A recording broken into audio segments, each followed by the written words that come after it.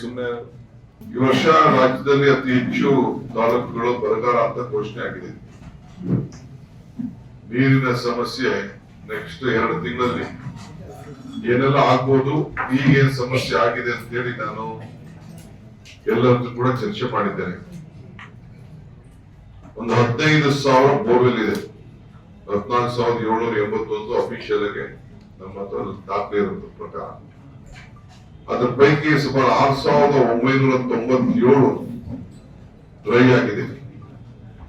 ಸುಮಾರು 7,784 ಈಗಾಗಲೇ ಫಂಕ್ಷನ್ ಅಲ್ಲಿ ಇದೆ.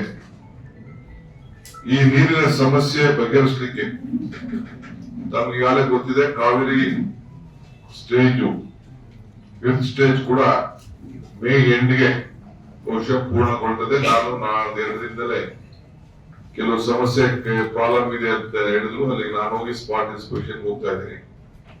ನಾನೇ ಖುದ್ದಾಗಿ ಹೋಗಿ ಏನಿದೆ ಅದಕ್ಕೆ ಏನಾದ್ರು ಒಂದು ಜಲ್ದಿ ಬಗೆಹರಿಸಲಿಕ್ಕೆ ಸಾಧ್ಯನಾ, ಇಲ್ಲ ಜಲ್ದಿ ಕೆಲಸ ಮಾಡ್ಲಿಕ್ಕೆ ಸಾಧ್ಯನಾ, ನೀರನ್ನ ಒಂದು 2 ಕಿಲೋಮೀಟರ್ ಅಲ್ಲಿ ಸ್ವಲ್ಪ ಸಮಸ್ಯೆ ಇದೆ ಪಾಯಿಂಟ್ ಕೆಲಸದ್ದು ಅಂತ ಹೇಳಿ ಕಾಂಟ್ರಾಕ್ಟ್ ಮಾಡ್ತಂದ್ರೆ ಇದೆಯಾ ಇನ್ನೊಂದು ಇದೆಯಾ ಅಂತ ಹೇಳಿ ನಾವೆಲ್ಲ ಅದನ್ನ ವಿಸಿಟ್ ಮಾಡ್ತಾ ಇದ್ದೇವೆ. ಈಗ 7ನೇ ತಾರೀಕುವರೆಗೂ ಎಲ್ಲ ಟ್ಯಾಂಕರ್ ಆಪರೇಟರ್ಸ್ಗೆ ಅವ್ರಿಗೆ ನಾವು ರಿಜಿಸ್ಟ್ರೇಷನ್ ಅಫಿಷಿಯಲ್ ಆಗಿ ರಿಜಿಸ್ಟ್ರೇಷನ್ ಮಾಡ್ಕೋಬೇಕು ಅಂತ ಹೇಳಿದ್ದೇವೆ.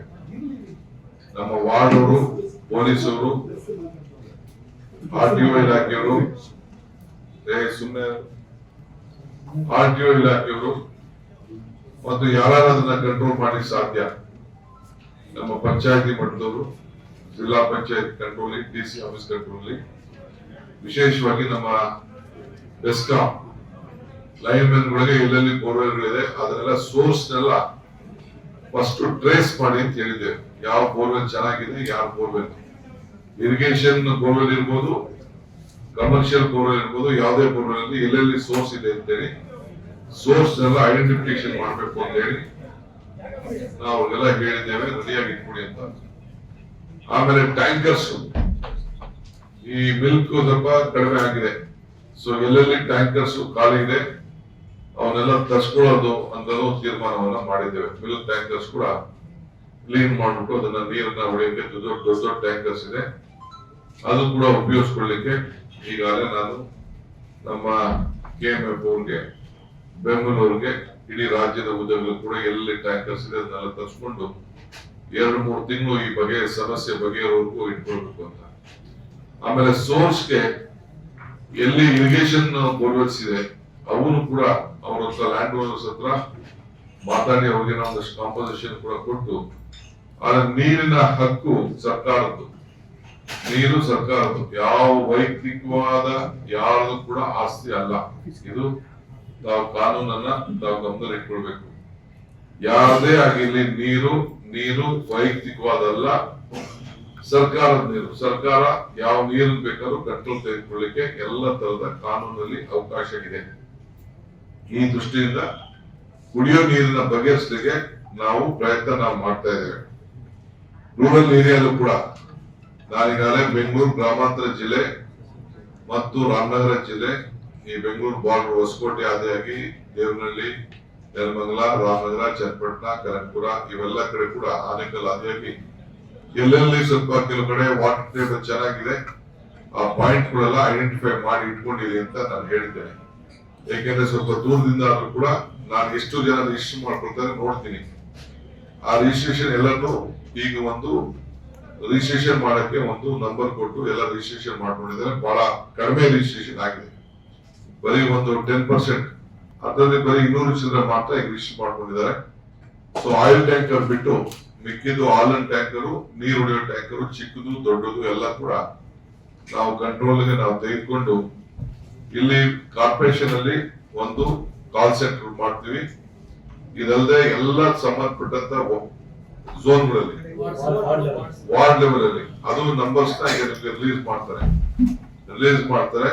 ಅಲ್ಲೆಲ್ಲ ಕೂಡ ಏನೇನು ಸಮಸ್ಯೆ ಇದೆ ಅಂತ ಹೇಳಿ ಎಲ್ಲ ಫೋನ್ ಮಾಡಿ ಫೋನ್ ನಂಬರ್ಸ್ ನ ಎಂಟರ್ ಮಾಡ್ಕೊಳ್ಳಿಕ್ಕೆ ಎಲ್ಲೆಲ್ಲಿ ಪ್ರಾಬ್ಲಮ್ ಇದೆ ಮಾಡ್ತೀವಿ.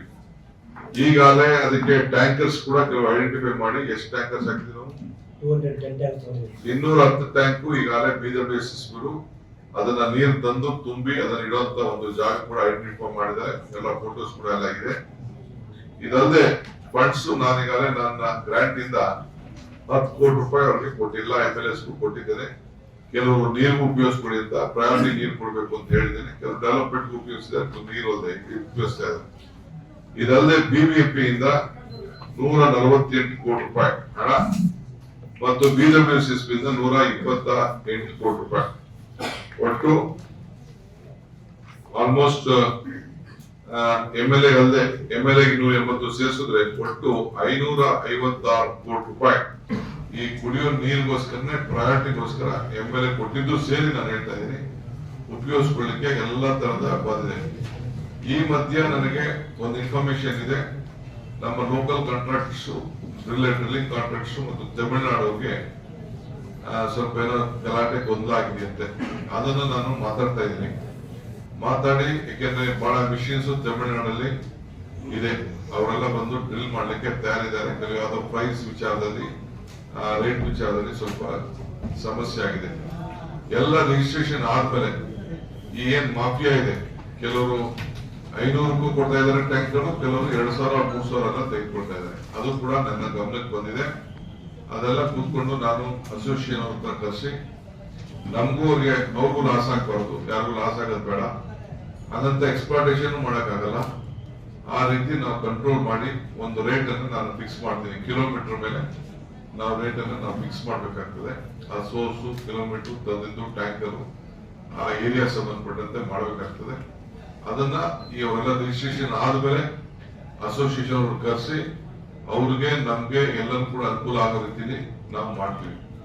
ಬೆಂಗಳೂರಿನ ಏನು ವಿಶೇಷವಾಗಿ 110 ವಿಲೇಜ್ಗೆ ಏನು ಈ ಕಾಂಟ್ರಾಕ್ಟರ್ಸ್ ನಾನು ಏನ್ ಹೇಳಿದ್ದೀನಿ ಮೇ ಎಂಡ್ಗೆ ನಡೀತದೆ. ಅದಾದ್ಮೇಲೆ ಕಾವೇರಿ ನೀರೆಲ್ಲರಿಗೂ ಕೂಡ ನೀರನ್ನ ನಾವು ಕೊಡ್ತೇವೆ. ಅಲ್ಲಿವರೆಗೂ ತಡ್ಕೊಳ್ಳೋಕೆ ಕೆಲಸ ಬಹಳ ಜರೂರಾಗಿ ಆಗ್ತಾ ಇದೆ. ಕೆಲವು ಸಮಸ್ಯೆ ಇತ್ತು, but what may come by May end ಆ ಕಾವೇರಿ ನೀರನ್ನ 775 MLD ಏನು ನೀರು ಕಾವೇರಿ ಫೇಸ್ ಅದನ್ನ ಆದಷ್ಟು ಜಲ್ದಿ ಮಾಡಿ 110 ಹಳ್ಳಿಗಳಿಗೂ ಕೂಡ ನೀರು ಕೊಡುವಂತ ವ್ಯವಸ್ಥೆನ ನಾವು ಮಾಡ್ತಾ ಇದ್ದೇವೆ.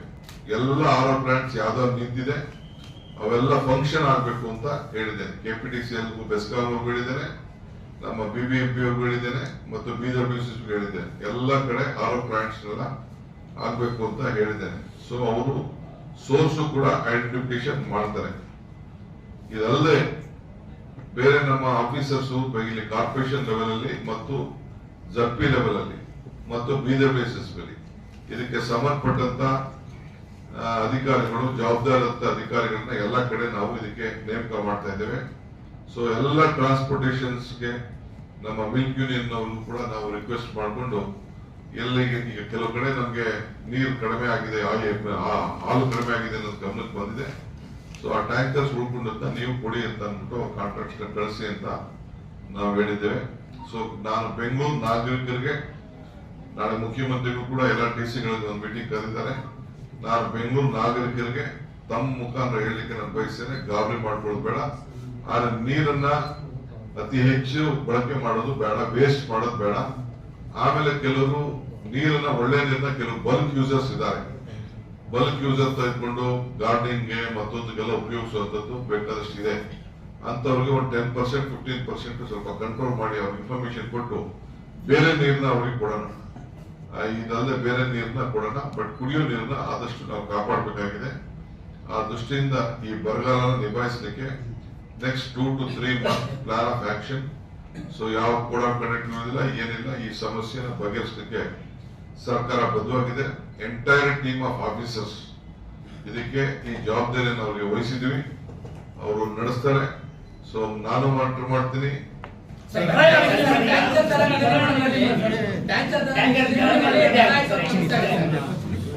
ಟ್ಯಾಂಕರ್ ದರ ರಿಜಿಸ್ಟ್ರೇಷನ್ ಆಗ್ಬೇಕು. 7ನೇ ತಾರೀಕು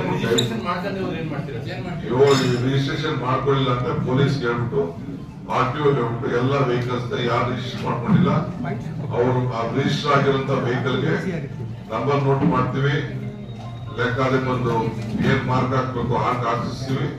ಆಗ್ಲಿಲ್ಲ ಅಂದ್ರೆ ನಾವು ಸೀಸ್ ಮಾಡ್ತೀವಿ. ಟ್ಯಾಂಕರ್ ಅಸೋಸಿಯೇಷನ್ ಏನಾದ್ರು ದರ ನಿಗದಿ ಬಗ್ಗೆ ಪ್ರಸ್ತಾವನೆ ಬಂದಿದೆ ಅಷ್ಟೇ. ಅವರು ಇಲ್ಲ ಅವರು ಬರ್ತಾ ಇದ್ದಾರೆ. 7ನೇ ತಾರೀಕು ಟೈಮ್ ಕೊಟ್ಟಿದ್ದೀವಿ ಅವ್ರಿಗೆ. ಅವ್ರನ್ನ ಕರೆಸ್ತೀವಿ, ಮಾತಾಡ್ತೀವಿ. ಇದಲ್ಲದೆ ತಮಿಳುನಾಡಿಂದ ಕೂಡ ಡ್ರಿಲ್ಲಿಂಗ್ ಮಿಷಿನ್ ಗಳನ್ನ ತರಿಸಲಿಕ್ಕೆ ನಾವು ಏನು ಕ್ರಮ ಕೈಗೊಳ್ಳಬೇಕು ನಾವು ಕೈಗೊಳ್ತೀವಿ. ಎಲ್ಲ ಈಗ ರಿಲೀಸ್ ಮಾಡ್ತಾರೆ, ದೊಡ್ಡ ಪಟ್ಟಿನೇ ಮಾಡ್ತಾರೆ.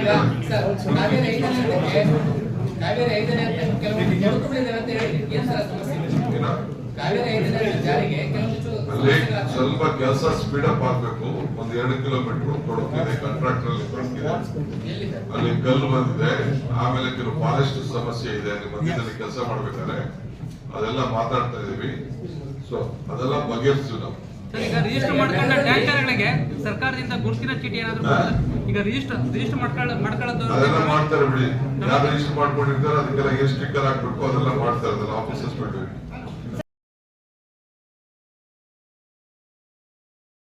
ಹೆಚ್ಚಿನ ಸುದ್ದಿ ಅಪ್ಡೇಟ್ಗೆ ಈಗಲೇ the federal Karnataka YouTube page ಅನ್ನು ಸಬ್ಸ್ಕ್ರೈಬ್ ಮಾಡಿ.